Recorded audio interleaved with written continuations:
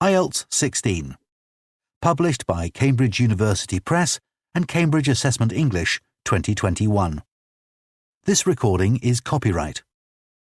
Test 1. This is the IELTS Listening Test.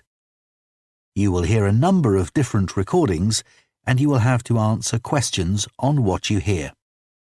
There will be time for you to read the instructions and questions, and you will have a chance to check your work.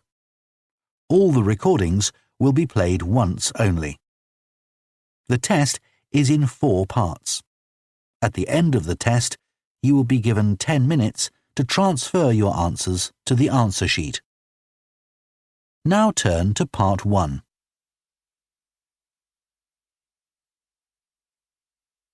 Part 1. You will hear a man phoning to find out about some children's engineering workshops.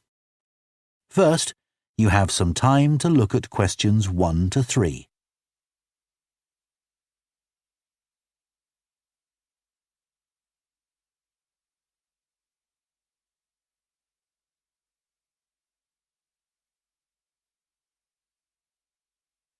Now listen carefully and answer questions 1 to 3.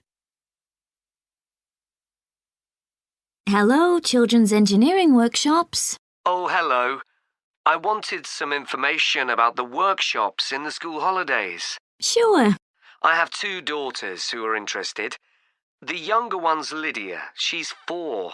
Do you take children as young as that? Yes, our tiny engineers workshop is for 4 to 5-year-olds. What sorts of activities do they do? All sorts.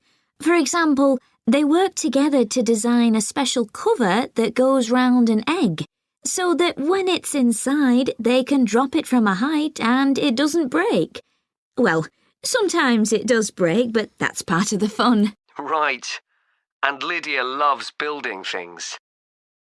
Is there any opportunity for her to do that? Well, they have a competition to see who can make the highest tower. You'd be amazed how high they can go. Right. But they're learning all the time as well as having fun. For example, one thing they do is to design and build a car that's attached to a balloon, and the force of the air in that actually powers the car and makes it move along. They go really fast too. Okay, well, all this sounds perfect. Before you hear the rest of the conversation, you have some time to look at questions 4 to 10.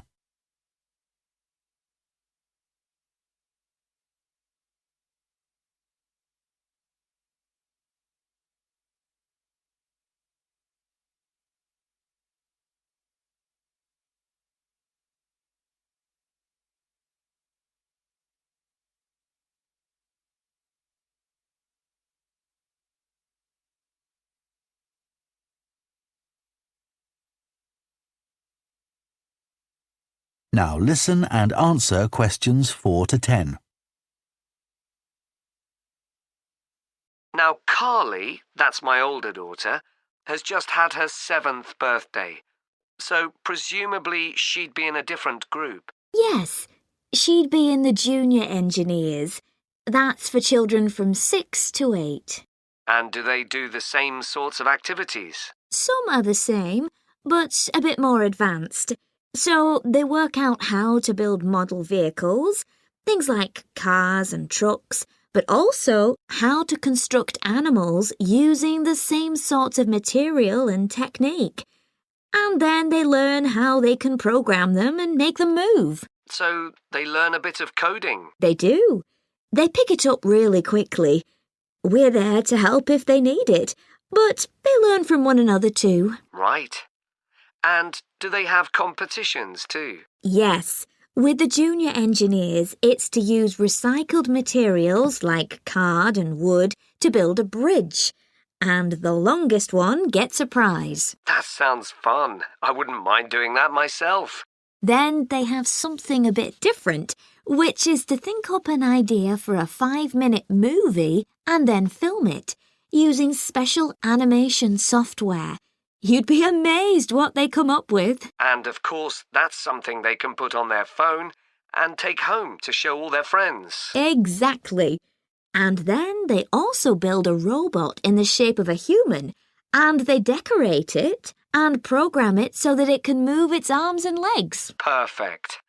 So, is it the same price as the tiny engineers? It's just a bit more, £50 for the 5 weeks. And are the classes on a Monday too? They used to be, but we found it didn't give our staff enough time to clear up after the first workshop, so we moved them to Wednesdays. The classes are held in the morning from 10 to 11. OK, that's better for me, actually.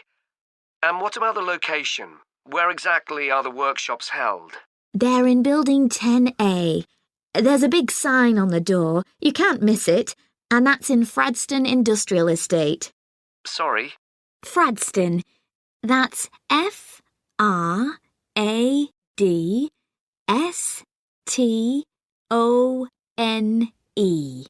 And that's in Grassford, isn't it? Yes, up past the station. And will I have any parking problems there? No, there's always plenty available. So, would you like to enrol Lydia and Carly now? OK. So, can I have your full name and... That is the end of Part 1. You now have half a minute to check your answers to Part 1.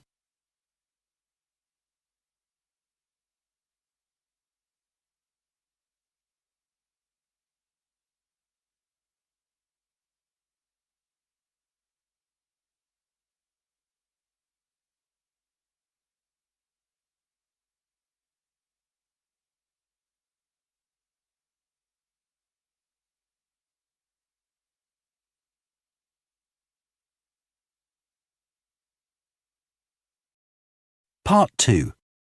You will hear the managing director of a company called Stevenson's welcoming a group of work experience students. First, you have some time to look at questions 11 to 14.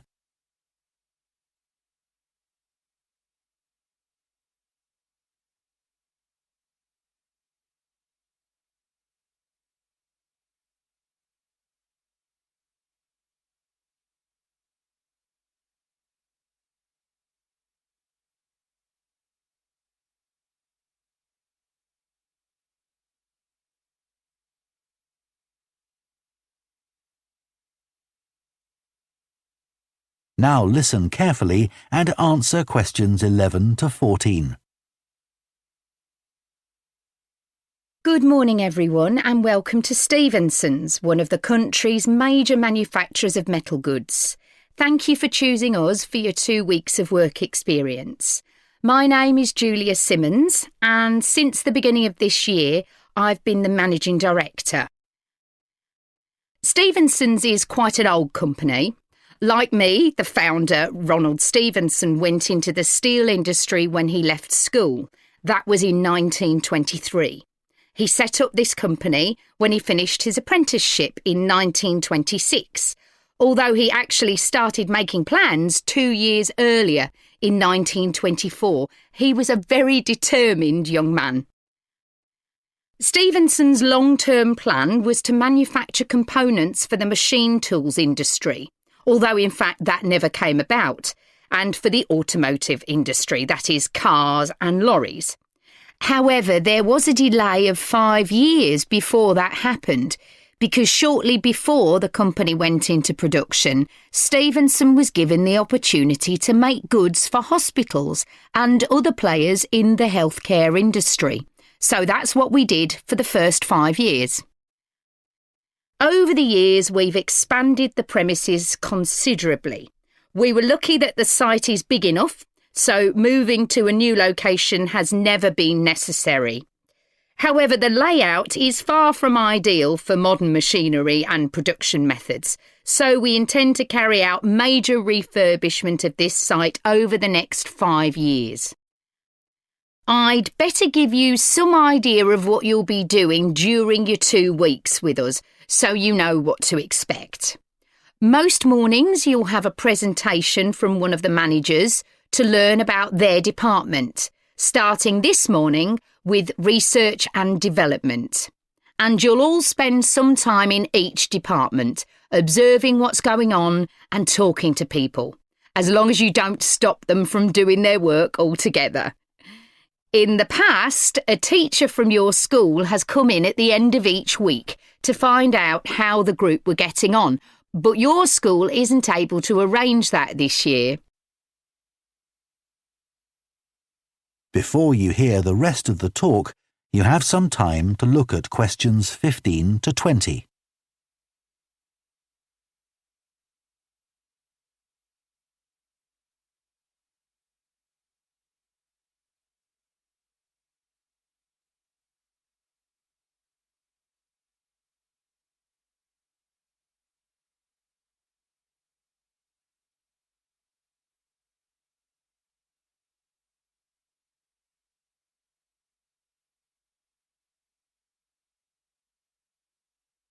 Now listen and answer questions 15 to 20.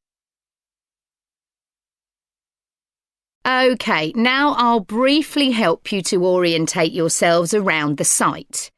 As you can see, we're in the reception area, which we try to make attractive and welcoming to visitors. There's a corridor running left from here, and if you go along that, the door facing you at the end is the entrance to the coffee room. This looks out onto the main road on one side and some trees on the other, and that'll be where you meet each morning. The factory is the very big room on the far side of the site. Next to it is the warehouse, which can be accessed by lorries going up the road to the turning area at the end. You can get to the warehouse by crossing to the far side of the courtyard, and then the door is on your right. Somewhere you'll be keen to find is the staff canteen. This is right next to reception. I can confidently say that the food's very good, but the view isn't. The windows on one side look onto a corridor and courtyard, which aren't very attractive at all, and on the other onto the access road, which isn't much better. You'll be using the meeting room quite often, and you'll find it by walking along the corridor to the left of the courtyard and continuing along it to the end. The meeting room is the last one on the right, and I'm afraid there's no natural daylight in the room. Then you'll need to know where some of the offices are. The Human Resources Department is at the front of this building, so you head to the left along the corridor from reception, and it's the second room you come to. It looks out onto the main road. And finally, the boardroom, where you'll be meeting sometimes. That has quite a pleasant view, as it looks out onto the trees. Go along the corridor past the courtyard, right to the end. The boardroom is on the left, next to the factory. OK, now, are there any questions before we move? That is the end of Part 2. You now have half a minute to check your answers to Part 2.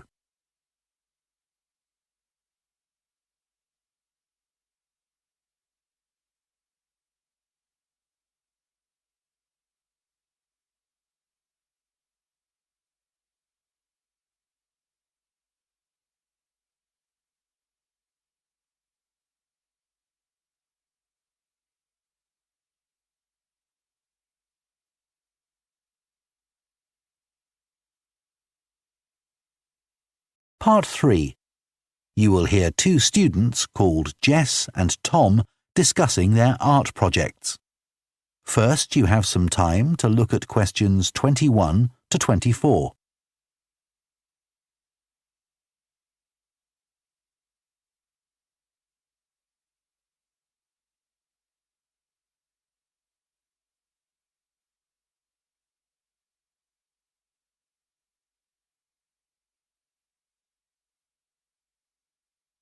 Now listen carefully and answer questions 21 to 24. How are you getting on with your art project, Tom? OK.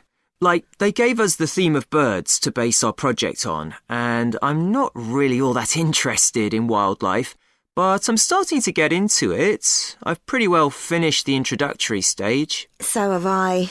When they gave us all those handouts with details of books and websites to look at, I was really put off. But the more I read, the more interested I got. Me too. I found I could research so many different aspects of birds in art. Colour, movement, texture. So I was looking forward to the bird park visit. What a letdown. It poured with rain and we hardly saw a single bird. Much less use than the trip to the Natural History Museum. Yeah. I liked all the stuff about evolution there. The workshop sessions with Dr. Fletcher were good too, especially the brainstorming sessions. I missed those because I was ill. I wish we could have seen the projects last year's students did. I suppose they want us to do our own thing, not copy. Have you drafted your proposal yet? Yes, but I haven't handed it in. I need to amend some parts. I've realised the notes from my research are almost all just descriptions. I haven't actually evaluated anything, so I'll have to fix that. Oh, I didn't know we had to do that. I'll have to look at that too. Did you do a timeline for the project? Yes, and a mind map. Yeah, so did I. I quite enjoyed that. But it was hard having to explain the basis for my decisions in my action plan. What? You know, give a rationale. I didn't realise we had to do that. OK, I can add it now. And I've done the video diary presentation and worked out what I want my outcome to be in the project. Someone told me it's best not to be too precise about your actual outcome at this stage, so you have more scope to explore your ideas later on. So I'm going to go back to my proposal to make it a bit more vague. Really? OK, I'll change that too then. Before you hear the rest of the discussion, you have some time to look at questions 25 to 30.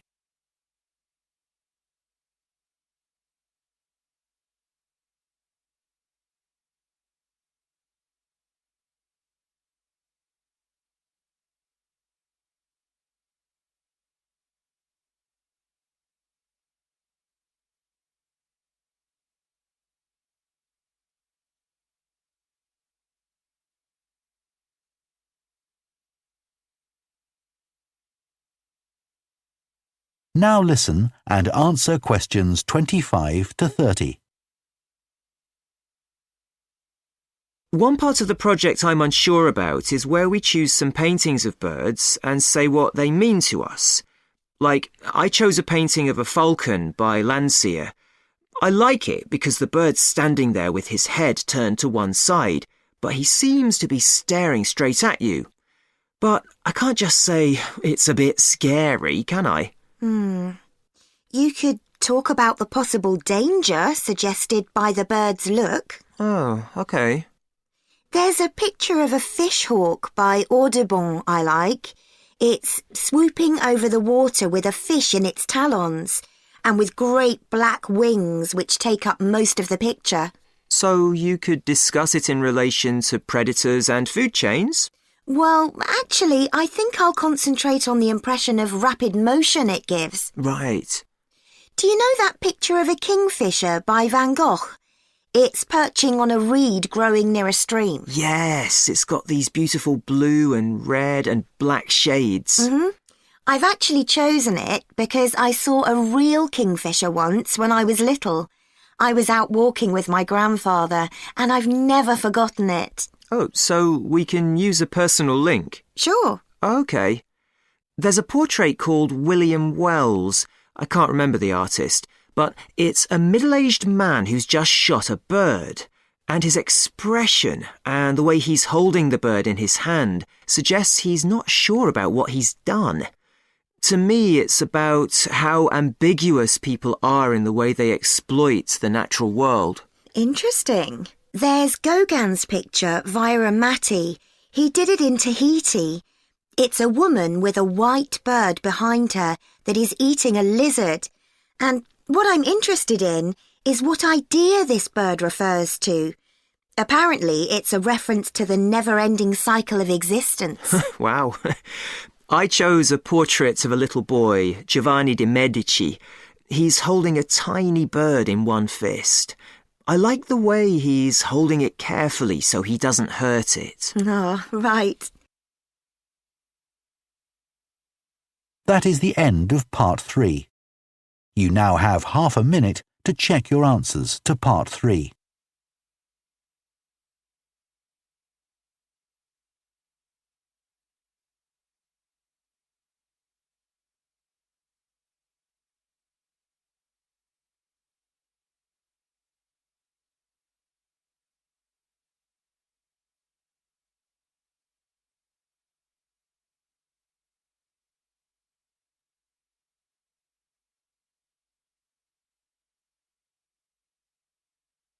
Part 4. You will hear a professor of philosophy giving a talk on the ancient philosophy of Stoicism. First, you have some time to look at questions 31 to 40.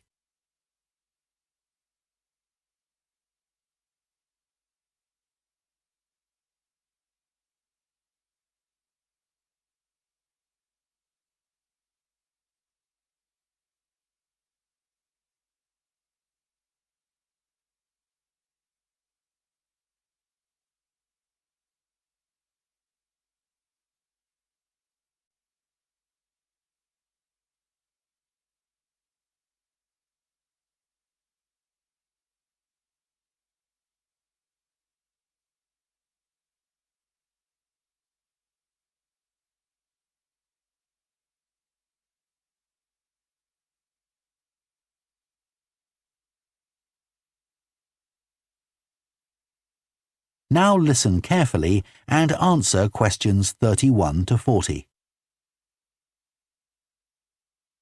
Ancient philosophy is not just about talking or lecturing or even reading long, dense books. In fact, it is something people have used throughout history to solve their problems and to achieve their greatest triumphs. Specifically, I am referring to Stoicism, which in my opinion is the most practical of all philosophies and therefore the most appealing. Stoicism was founded in ancient Greece by Zeno of Citium in the early 3rd century BC, but was practiced by the likes of Epictetus, Cato, Seneca, and Marcus Aurelius. Amazingly, we still have access to these ideas, despite the fact that the most famous Stoics never wrote anything down for publication. Cato definitely didn't. Marcus Aurelius never intended his meditations to be anything but personal. Seneca's letters were, well, letters, and Epictetus's thoughts come to us by way of a note-taking student. Stoic principles were based on the idea that its followers could have an unshakable happiness in this life, and the key to achieving this was virtue. The road to virtue, in turn, lay in understanding that destructive emotions like anger and jealousy are under our conscious control. They don't have to control us, because we can learn to control them. In the words of Epictetus, external events I cannot control, but the choices I make with regard to them I do control. The modern-day philosopher and writer Nassim Nicholas Taleb defines a Stoic as someone who has a different perspective on experiences which most of us would see as wholly negative. A Stoic transforms fear into caution, pain into transformation, mistakes into initiation, and desire into undertaking. Using this definition as a model, we can see that throughout the centuries, Stoicism has been practiced in more recent history by kings, presidents, artists, writers, and entrepreneurs.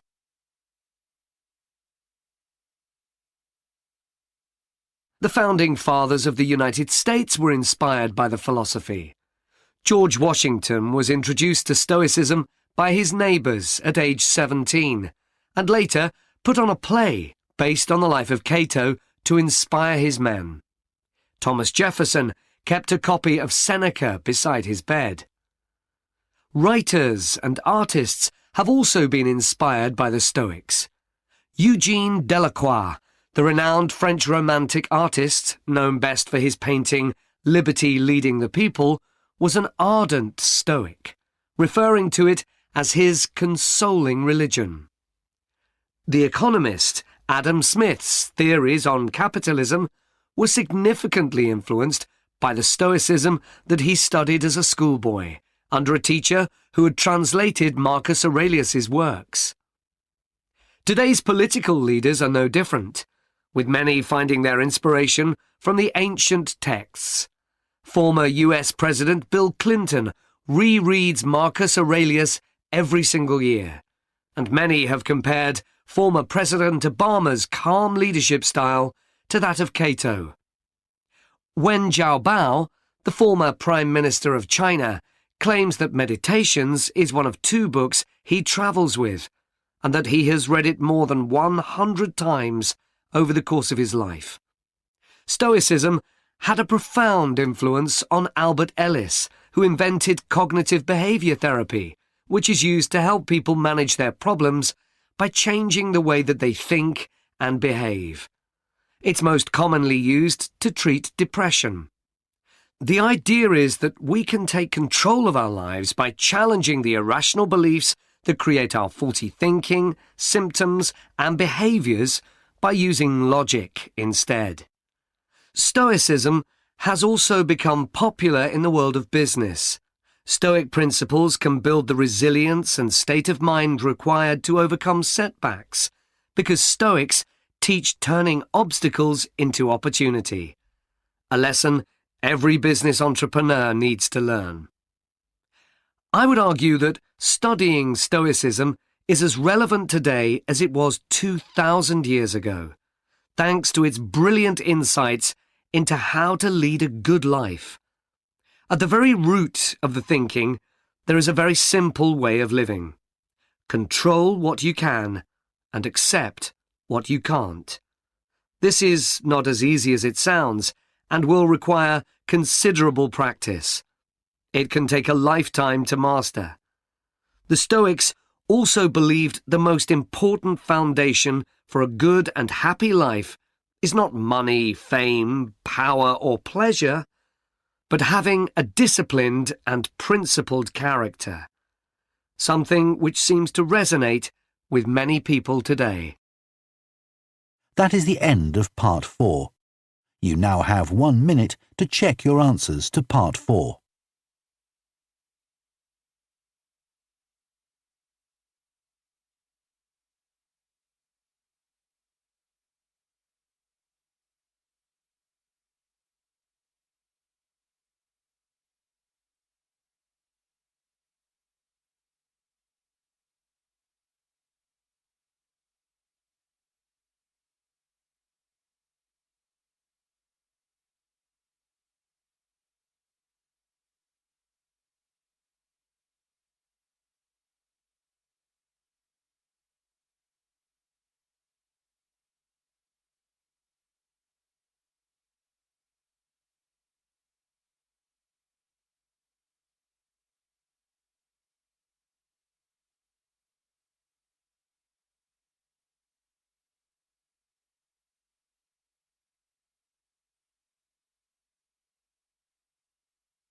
That is the end of the listening test.